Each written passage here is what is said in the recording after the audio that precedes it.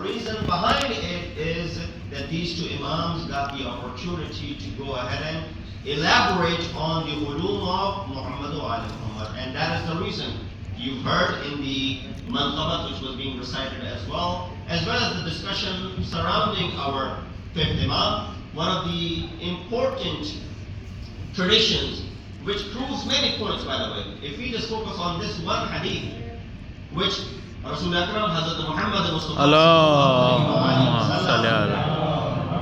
narrated to who? Jabir ibn Abdullah al-Ansari.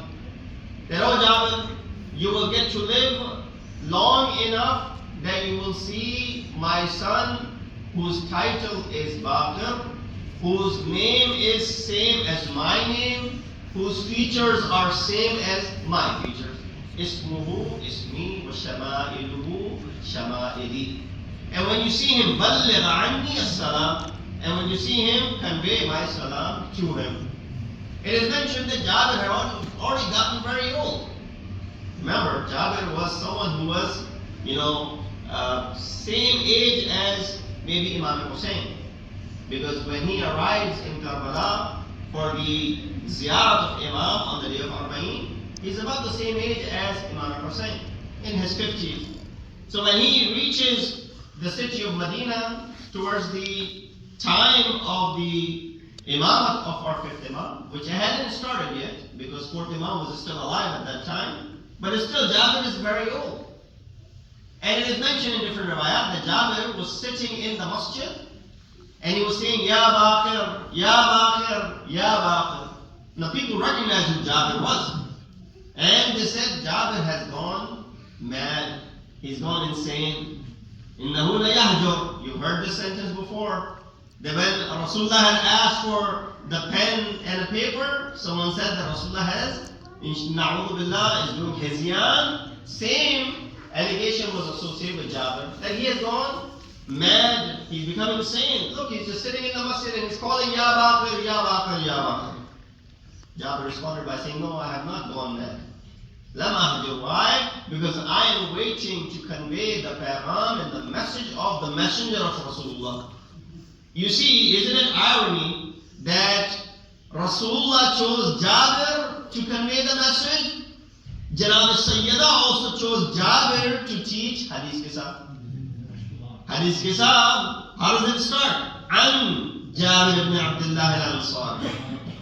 This hadith starts with Jabir being the conveyor to the message of Rasulullah to Imam Baqir.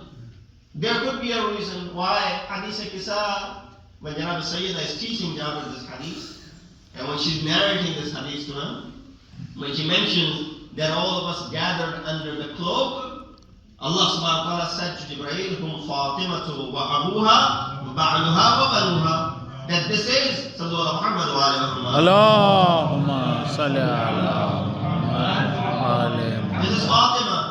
This is her father, this is her husband, and these are her children. Banun is plural. Although there were only two sons Mawjood over there, Imam Hassan and Imam Hussein. It should have been Ibnan or Ibna, but it did not use the sigha of dual over there. Rather, it used the sigha of jumma over there, plural over there, which means in Hadith Qisa, not only Imam Hassan and Imam Hussein are shamil, but all rest of the Aima are also part of it.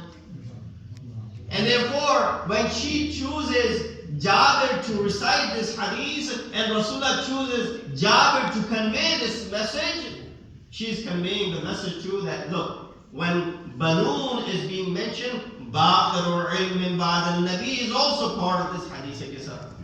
And so when Jabir arrives, he finds, and there are different narrations in this regard, how he encountered our fifth Imam.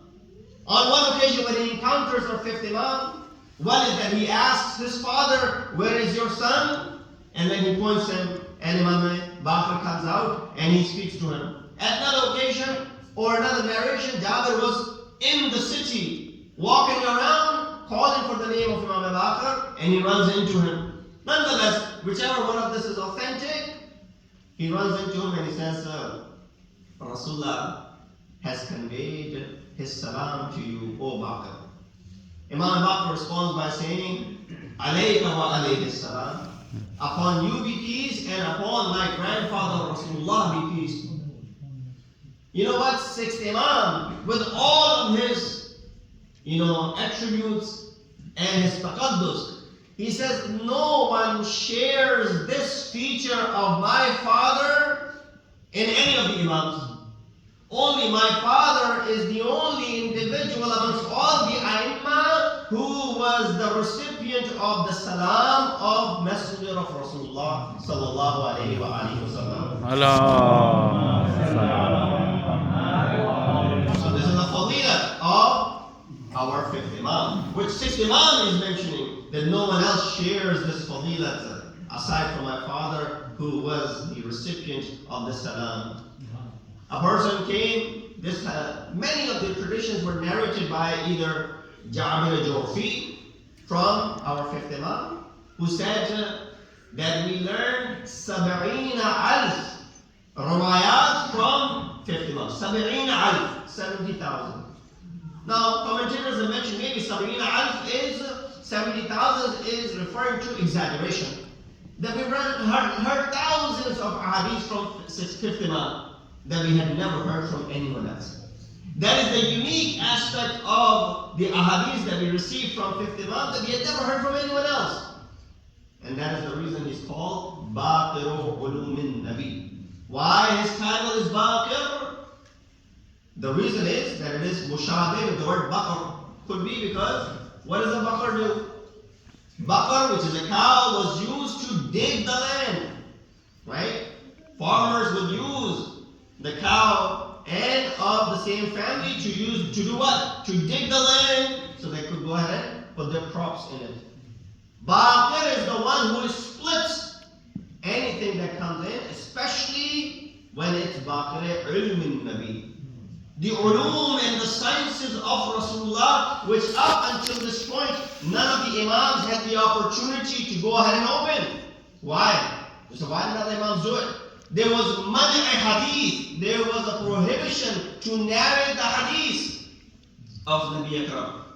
In the year 95 or 98 is when the Khalifa Umawi says, okay, now we're Abdulaziz. He said, now there's no longer a ban on narrating the hadith of Nabawi. Hadith of Nabawi can now be narrated by anyone who wants to do so. So he lifted the ban. Once that ban was lifted, this was the time of our fifth Imam who went ahead and elaborated on the kalam and the ulum of Nabi Akram Muhammad Mustafa sallallahu alayhi